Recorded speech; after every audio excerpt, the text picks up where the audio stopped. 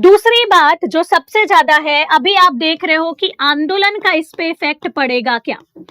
बच्चों के द्वारा इन्हीं सब या अपनी समस्याओं को लेकर बच्चे 18 तारीख को जो है, अगर आप देखें तो 18 दिसंबर को आयोग में अपनी मांगों को रखने जा रहे हैं और उसकी फुल टू तैयारी बच्चों ने कर लिया है।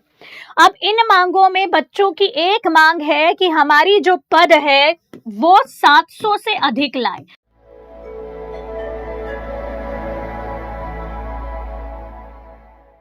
नमस्कार, स्वागत है आप सभी का आपके अपने रुचि धर्म पाठशाला में। उम्मीद करती हूँ कि आप सभी स्वस्थ होंगे, मस्त होंगे और आप सभी की पढ़ाई बहुत शानदार चल रही होगी। लेकिन कहीं ना कहीं कुछ बच्चे जो हैं वो दुविधा में हैं और बहुत सारे जो प्रश्न हैं आपके मन में चल रहे हैं, अंतर्द्वंद है कि क्या सच में प्रीलिम्स जो है वो 16 फरवरी को होगा या नोटिफिकेशन कब आएगा, प्रीलिम्स की डेट आगे तो नहीं पड़ेगी, क्योंकि एग्जाम फॉर्म भरने के और प्रीलिम्स की डेट के बीच में 1 से 2 महीने का अंतर होता है। तो ऐसी सिचुएशन में क्या एमपीपीएससी अपनी यथावत तारीख जो दी गई है 16 फरवरी उसको होगा। तो चलिए बात करते हैं इन सब मुद्दों पर। सबसे पहला प्रश्न आपका ये है कि मैडम नोटिफिकेशन कब आएगा।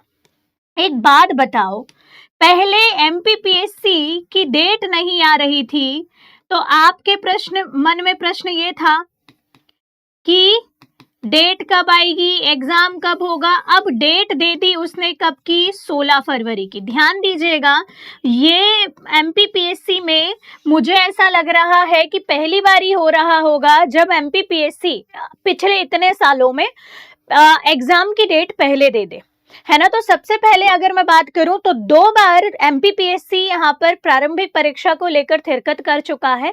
एक तो उन्होंने डेट जारी कर दी, दूसरा अभी सिलेबस जब जो जारी करा था उसमें भी उन्होंने 16 फरवरी का उल्लेख करा था। तो सबसे पहली बात तो मैं आपको ये बता दूं नोटिफिकेशन जारी होने के पहले कि क्या मैडम डेट बढ़ेगी।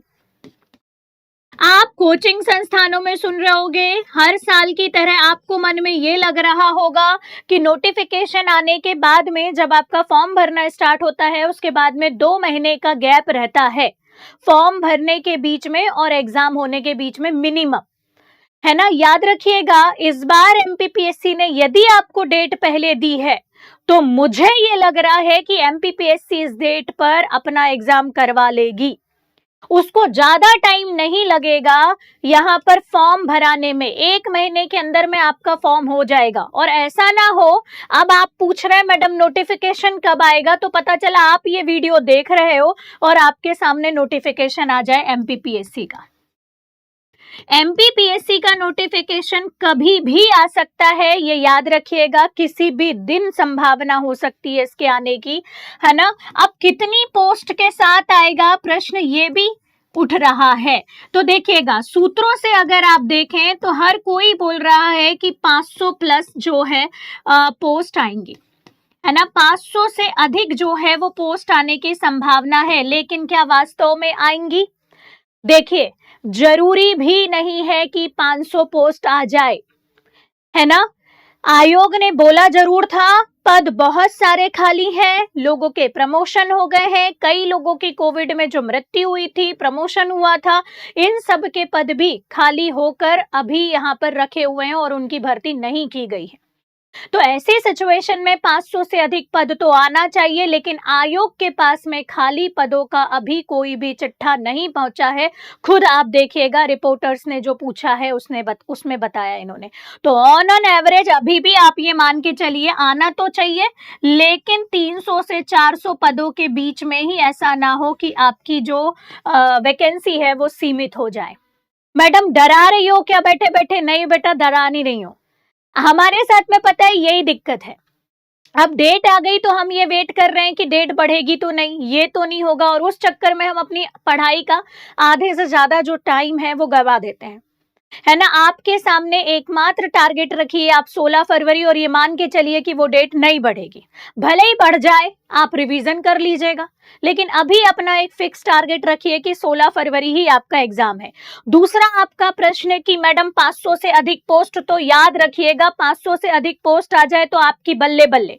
आप ये मान के चलिए कि अभी भी जो पोस्ट है वो 300 से 400 के अराउंड आएंगी, है ना, आना तो चाहिए, है ना। और आप उसी को मानकर चलिए कि आपको 80 प्लस जो को प्रश्न है उनको सही करना है एनी हाउ, 80 प्लस, है ना। इसके अलावा नोटिफिकेशन कब आएगा, फटाक से अगर मैं इस मुद्दे पर बात करूं तो नोटिफिकेशन आप देखिएगा 20 दिसंबर के आसपास, या तो इसके पहले या तो इसके एक आध दिन बाद तक में, लेकिन किसी भी कंडीशन में 20 दिसंबर के आसपास नोटिफिकेशन आएगा। हाँ, 20 दिसंबर के बाद में या दिसंबर के लास्ट तक अगर नोटिफिकेशन आता है तो मे बी पॉसिबल आपको थोड़े बहुत आयोग के द्वारा चेंजेस दिख सकते हैं। उसके पीछे रीजन है पूरी प्रक्रिया करना और सारा पेपर बनाना, और इन सब चीजों में टाइम लगता है, और जिस हिसाब से हमारे आयोग का कार्य होता है तो फिर टाइम लगेगा और थोड़े बहुत चेंजेस हो सकते हैं। दूसरी बात जो सबसे ज्यादा है, अभी आप देख रहे हो कि आंदोलन का इस पे इफेक्ट पड़ेगा क्या। बच्चों के द्वारा इन्हीं सब या अपनी समस्याओं को लेकर बच्चे 18 तारीख को जो है, अगर आप देखें तो 18 दिसंबर को आयोग में अपनी मांगों को रखने जा रहे हैं, और उसकी फुल टू तैयारी बच्चों ने कर लिया है। अब इन मांगों में बच्चों की एक मांग है कि हमारी जो पद है वो 700 से अधिक लाए, और ये अच्छी बात भी है, यदि 700 से अधिक पदों की बच्चा बात करेगा, मांग करेगा, तो एटलीस्ट सरकार पर और आयोग पर दबाव पड़ेगा और वो 500 तक तो पद देगी ही देगी, है ना। तो मैडम क्या उस आंदोलन का इफेक्ट पड़ेगा? देखो बेटा, अगर बच्चे सही तरीके से अपनी मांगों को रख पाए तो 100 एंड 200% उस मांगों का इफेक्ट पड़ेगा, क्योंकि अब समय सच में आ गया है, हमारा मध्य प्रदेश का युवा जो है वो परेशान है।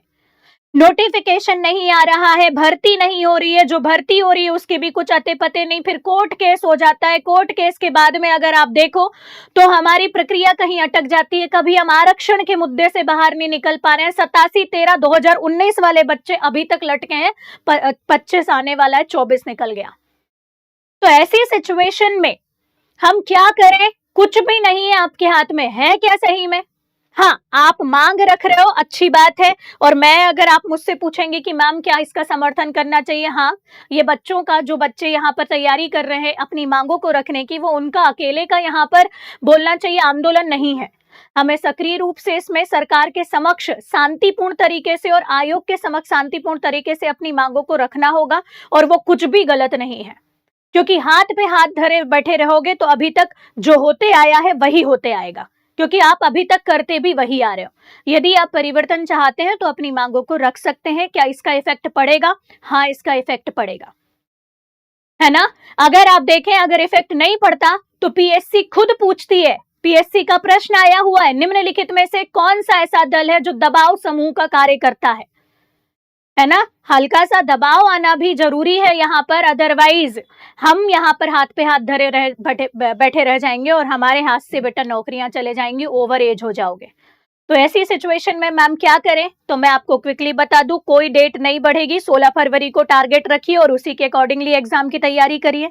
दूसरी बात, मैडम आंदोलन का इफेक्ट पड़ेगा तो डेट बढ़ेगी क्या? वो अभी कुछ नहीं पता, नोटिफिकेशन आ जान दीजिए, हालांकि पोस्ट जरूर बढ़ जाएगी अगर सक्रिय रूप से हुआ तो। दूसरी बात, अगर आप देखेंगे कि मैडम हम पढ़ नहीं पा रहे इस कश्मकश में, तो आपसे बड़ा मूर्ख कोई नहीं है। यदि डेट आने के बाद भी आप नहीं पढ़ पा रहे हो तो, है ना, फिर आप ढकोसले कर रहे हो या फिर बहानेबाजी कर रहे हो कि हम तैयारी कर रहे हैं, और अपने आप को और अपने माँ बाप को और अपने सपने के साथ में मूर्खताई कर रहे हो, झूठ बोल रहे हो, है ना। तो पढ़ना तो पड़ेगा, पढ़ने का कोई तोड़ नहीं है कि कोई आके पढ़ा दे। दूसरी बात, अगर हम बात करें कि मैडम अब हम पढ़े कैसे, क्या कैसे, तो सुनो एक चीज और, रुचि धर्मन पाठशाला में यदि आप देखो तो हमने पूरा एमपी का कोर्स जो है वो प्रीलिम्स के लिए फ्री ऑफ कॉस्ट कर दिया है। ये पूरी एमपी जो है, अगर आप देखो एमपीपीएससी के प्रीलिम्स एग्जाम में अगर आप देखेंगे तो सबसे ज्यादा पूछी जाती है। तो हम अभी पूरी एमपी हमने फ्री कर दिया है, और इसके साथ में कल हमारी जो है महा मैराथन क्लास है पूरी यूनिट नंबर 4 की। यूनिट नंबर 4 की पूरी मैराथन क्लास होगी, एक ही क्लास में आपके ज्योग्राफी का सुपड़ा साफ हो जाएगा, एमपी ज्योग्राफी का, है ना। तो डट के तैयारी तो करनी पड़ेगी, और फ्री में अगर मिल रहा है उसके बाद भी तैयारी नहीं कर रहे हो तो धिक्कार है तुमको। है ना। और इसके अलावा अगर आपका प्रीलिम्स निकलता है या आप अन्य एग्जाम की भी तैयारी कर रहे हो तो पूरा पूरा तैयार है बेटा, 300 नंबर की जिम्मेदारी मैं लेती हूं। आपकी चाहे राइटिंग सुधारना हो, चाहे अशुद्धि सुधार से रिलेटेड हो या कुछ भी हो, 300 नंबर का पूरा पूरा कोर्स अपना रिकॉर्ड रखा हुआ है, पूरे पूरे नोट्स यहाँ पर है, सारी तैयारी आंसर राइटिंग के साथ में। आप एक बार प्रीलिम्स निकालो तो मिलकर तैयारी करेंगे हम। ये 300 नंबर के अलावा सेकंड पेपर, सेकंड पार्ट या मेंस की पूरी तैयारी, जितना अनुभव है मेंस का वो सारा मैं आपके साथ में साझा करूंगी। इसके अलावा हिंदी के अन्य जो एग्जाम होते हैं, हिंदी से रिलेटेड जो भी प्रश्न आते हैं वो सभी के सभी आपके एप्लीकेशन पे अवेलेबल हैं, अगर आप चाहें तो इसे ज्वाइन कर सकते हैं। तो बस मैं यही बोलूंगी कि डट के तैयारी करो, अपने आप को भटकाओ मत, है ना। और अगर तैयारी नहीं करोगे और पोस्ट कम आ गई बेटा, तो फिर वही होगा जो 2024 में हुआ, रोते रहोगे। बस समझ में, इससे ज्यादा कुछ भी नहीं बोलूंगी। और इसीलिए मुझे यहाँ पर लगा कि एक वीडियो आपके लिए इसका बनाना चाहिए, क्योंकि बच्चों के बहुत सारे प्रश्न हर एक बच्चे को इंडिविजुअल देना संभव नहीं हो पाता।